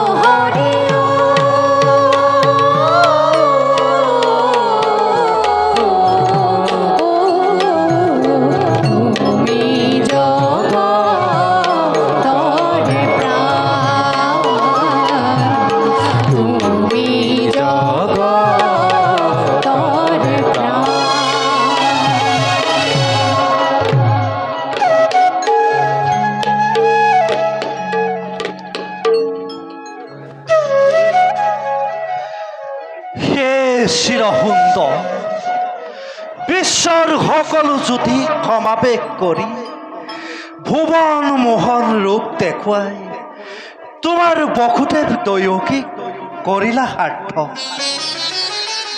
তোমাকহেন বিশ্বজনকৰ হ'বলৈ উপযুক্ত জনক জননী কিবা শক্তি কিবা সামৰ্থ্য আছে আমাৰ ক্ষুদ্ৰ আমি অতি ক্ষুদ্ৰ হে বিৰাট হে কল্যাণময়ী বৰশী কৰোণাৰ ধাৰা নিজ ঘাট মেলি দিছা সৌভাগ্যৰ দুৱাৰ পুত্ৰ ভাবে তুমি মোক ধৰিলা সাৱটি মাতৃৰূপে ললো মই বুকুত সোমোৱাই সামৰা চকু চাট মাৰি ধৰা জ্যোতি তোমাৰ পুত্ৰৰূপে নয়নৰ মণি ৰূপে কাষলৈ আহা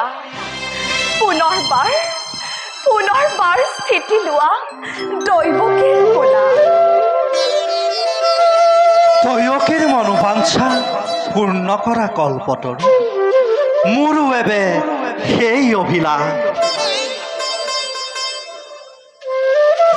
পুত্ৰ ৰত্ন দেখুওৱা তোমাৰ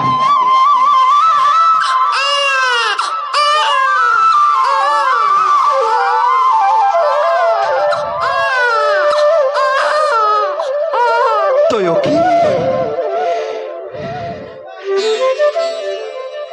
বুকুৰ মালিক মোৰ বংশৰ প্ৰদীপ মোৰ স্বদেশ প্ৰতি শিৰাই উপশিৰাই ঢালি দিলা কেজি অমৃতৰ সোঁত সঞ্জীৱিত হ'ল মৃত প্ৰাণ ভাগ্যৱতী তুমি যে দৈৱকী মুকুটীয়া সেই সৌভাগ্যৰ ভাৰ ল'বলৈ প্ৰাণ ভৰি পুত্ৰক এবাৰ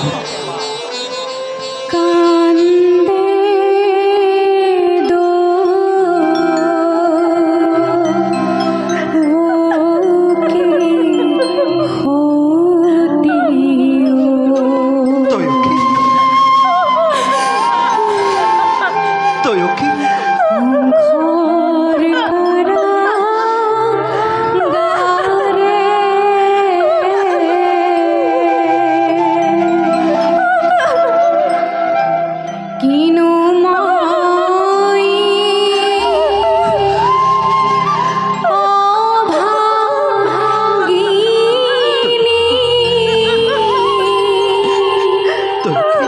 জন্মিলো হাৰে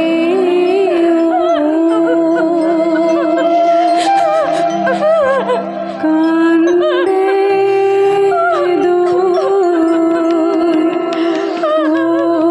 কি হতিও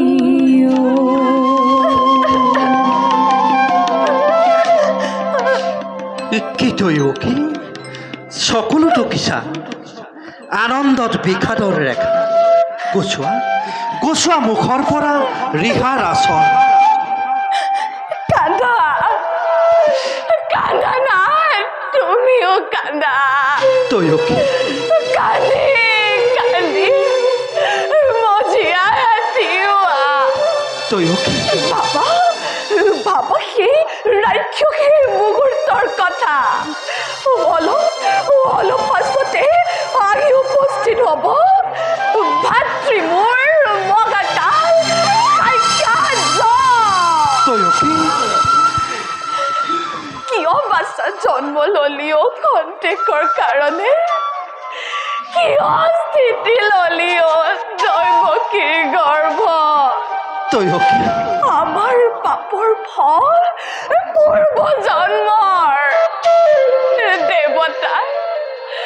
দেৱতাৰ খাও লাগি পৰি গ'ল সোণৰ সংসাৰ তৈও কি কেলৈ নাহিলি অসুৰ দীৰ্ঘজীৱী হৈ সোণৰ পুতলিবোৰ কেলৈনো আহিলি দুখুনীৰ ঘৰলৈ তৈও কি ভাতৃ আজি সত্ৰবোৰ ৰাতি দিনে মেলে পলুৱাই ৰাখিম তোক কাৰ ঘৰে ৰাখিম তোক কাৰ ঘৰে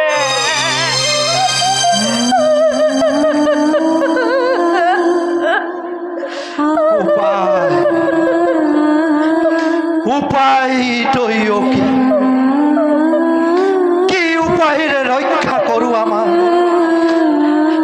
বংশৰ প্ৰতি ভয় নাই বসুধী জন্মিছে মৃত্যুঞ্জয়ী অমৰ সন্তান বুকুত সুমুৱাই লৈ পুত্ৰক তোমাৰ খোজ লোৱা গোকুলৰ ফালে গোকুলৰ নন্দৰ ঘৰত জন্মিছে যোগমায়া যশোদাৰ গৰ্ভত মেল আছে সকলো দুৱাৰ শিক্ষা লোৱা সুবৰ্ণ সুযোগ অনাগৈ যোগমায়াক পুত্ৰক সলাই অনাগৈ যোগমায়াক পুত্ৰক সলাই অনাগৈ যোগমায়াক পুত্ৰক সলাই তৈও কি পুনৰবাৰ দৈত্যবাণী শুনিলা দুষ্ট আছে বিধাতা পুৰুষ কি কৰিব পাৰে সেই কংস দুৰাচাৰে দিয়া তৈও কি পুত্ৰক তোমাৰ দেৱৰ নিৰ্দেশ মতেই মুহূৰ্ততেই খোজ লওঁ ককুলৰ দিশে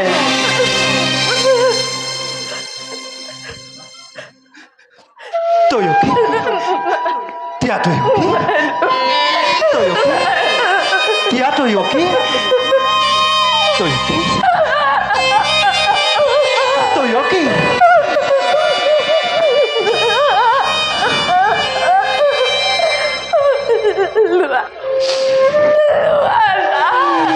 দিয়া তৈও কি লৈ যোৱা পুত্ৰক আমাৰ দিয়া তৈও কি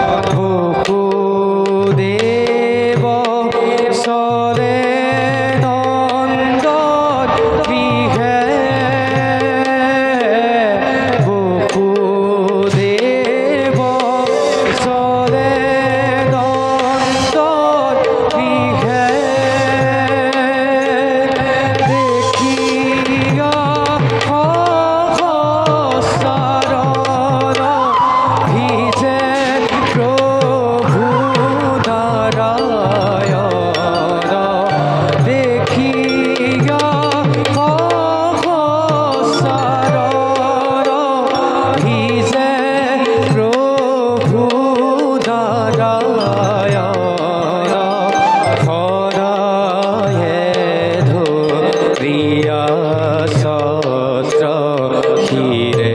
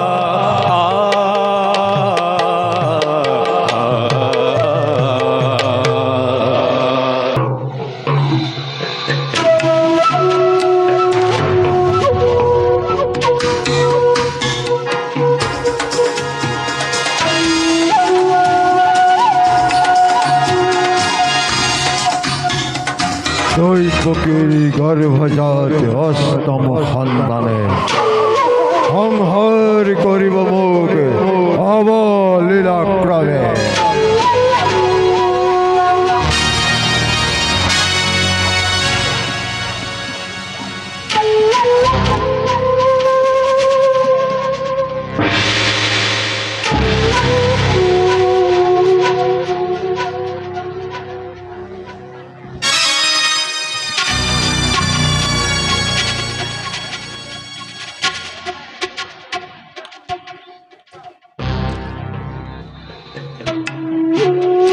দৈবকীর গর্ভজাত অষ্টম সন্তানে সংহার করিব মোক অবলীলাক্রমে।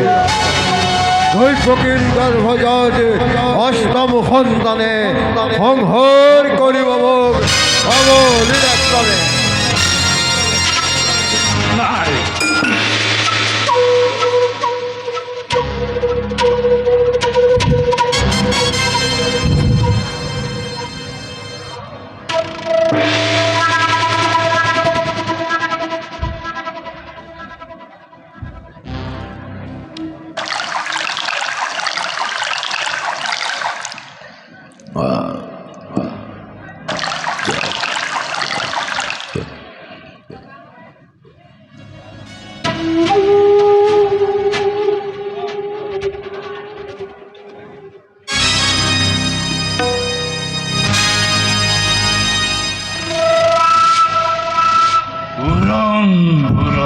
গজন ভ্ৰমণ যত মানে জগতত জীৱ চাৰিমুঠি সকলোৱে সুখ নিদ্ৰাত কৰিছে বিচৰণ।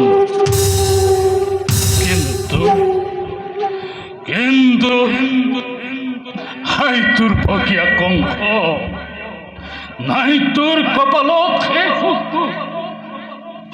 মুদিলে এই দুঃসাক্ষ্য মোৰ দহো দিশে দেখা পাওঁ কীৰ্তান্ত সদৃশ ক্ষীৰা তলমি থকা এক খোলা তৰোৱাল।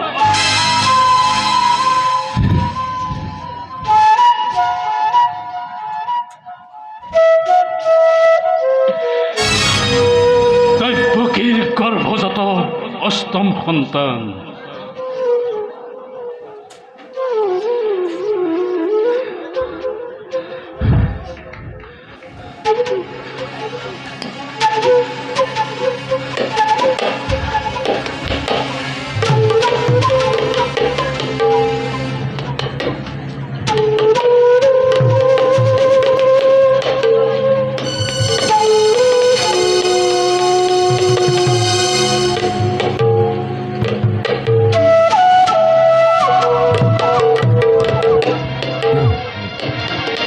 পকীৰ গৰ্ভজাত অষ্টম সন্তানে সংহাৰ কৰিব মোক অবলীলাক্ৰমে দৈপকীৰ গৰ্ভজাত অষ্টম সন্তানে সংহাৰ কৰিব মোক অবলীলাক্ৰমে দৈপকীৰ গৰ্ভজাত অষ্টম সন্তানে সংহাৰ কৰিব মোক অবলীলাক্ৰমে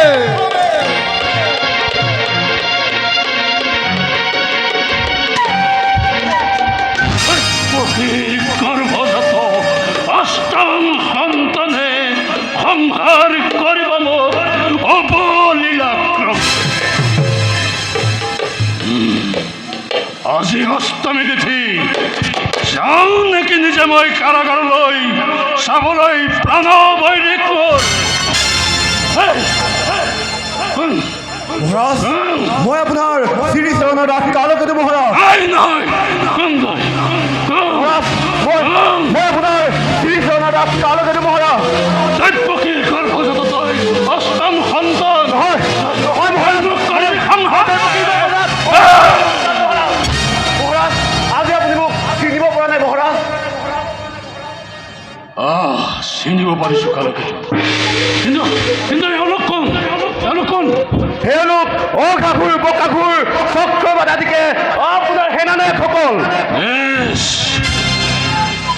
আজি অষ্টমী তিথি হয় মহাৰাজ আজি অষ্টমী তিথি আজি মোৰ প্ৰাণবৈৰী জন্মিছে জন্মিলে হয় কি হয় মহাৰাজ কাৰাগাৰলৈ গৈছিলা গৈছিলো মহাৰাজ বধ কৰিলা নাই কৰা মহাৰাজ অপদাৰ্থ মূৰ্খ এতিয়াও দেখো যে কাৰাগাৰত শত্ৰুৱে জন্ম লাভ কৰে না মিছা কথা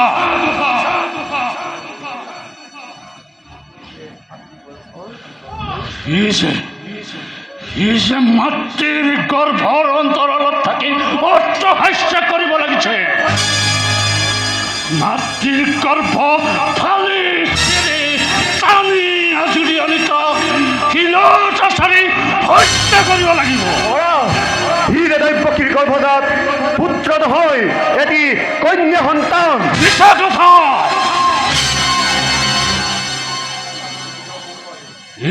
কেতিয়াও হ'ব নোৱাৰে দ্ৰব্যবাণী আৰু নাৰদৰ কথা মনত আছে আছে মহাৰাজ বিশ্ব ধ্বংসকাৰী কংসময় মোৰ দ্বাৰাই সেই দ্ৰব্যবাণী বিফল হ'ব লাগিব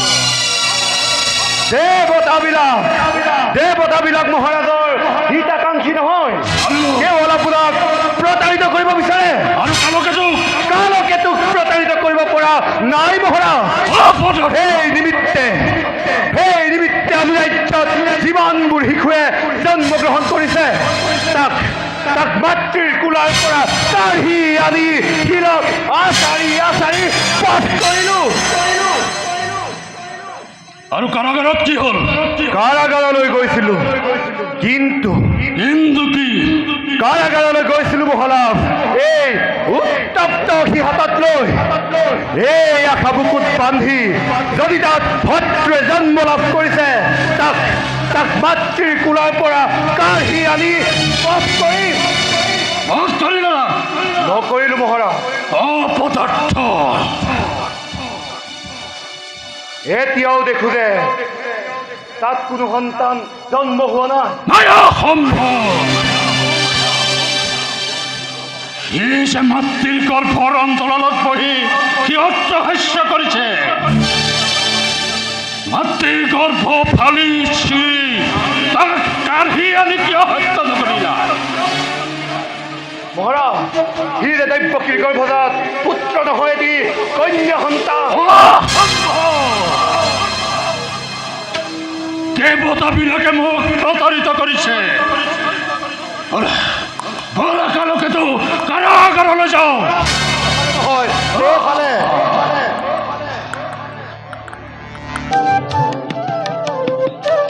আহক মহাৰাজ এয়া চাওক মোৰ কথা মিছা নহয় দৈপকীৰ গৰ্ভজাত অষ্টম সন্তান পুত্ৰ হয় এটি কন্যা সন্তান অন্যায় হওক বা পুত্ৰই হওক শত্ৰু সদায় শত্ৰু মোক সন্তান দে নিদিওঁ দাদা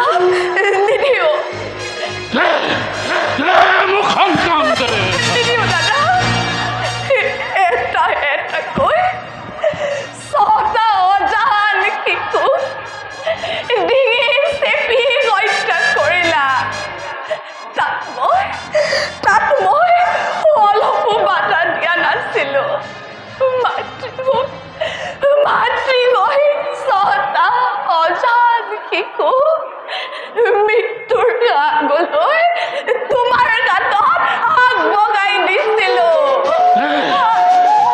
দৈৱকী মোক কেঁচুৱাৰে কিন্তু দাদা আজি এই সন্তানটিৰ আচল পাতি মই ভিক্ষা মাগিছো।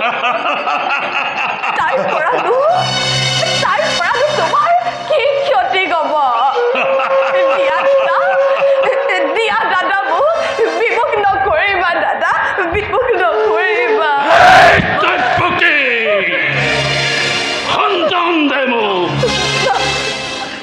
বহুতে নিমাত কিয়? সন্তান দে দৈৱকী, সন্তান দে।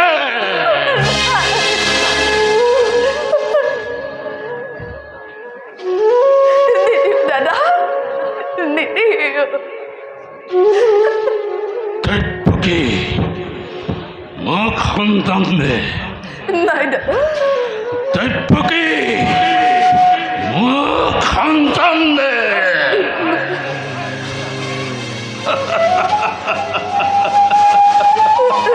দৈৱকী মোক সন্তান দে।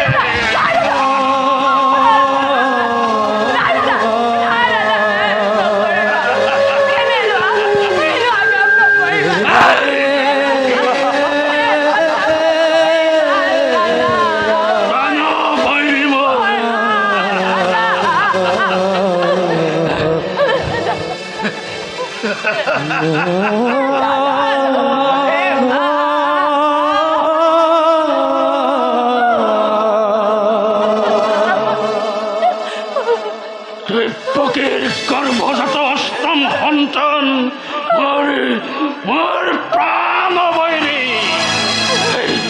সাজু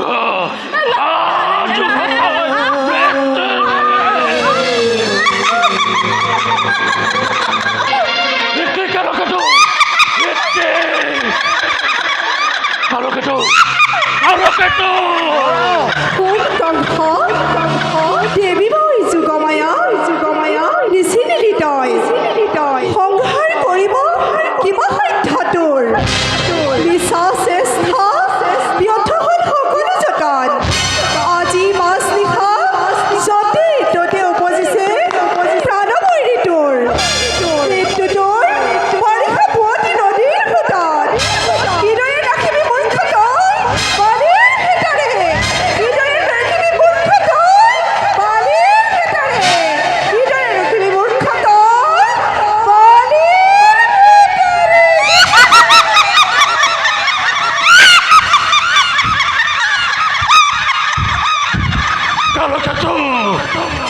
মহাৰাজ নাই নহয়, এই মোৰ প্ৰাণবৈৰী, ইয়াক মই ধ্বংস কৰিবই লাগিব। হয় মহাৰাজ। কালকেতু মহাৰাজ মই বৰ অস্থিৰ হৈ পৰিছো। কালকেতু মহাৰাজ কালকেতু মহাৰাজ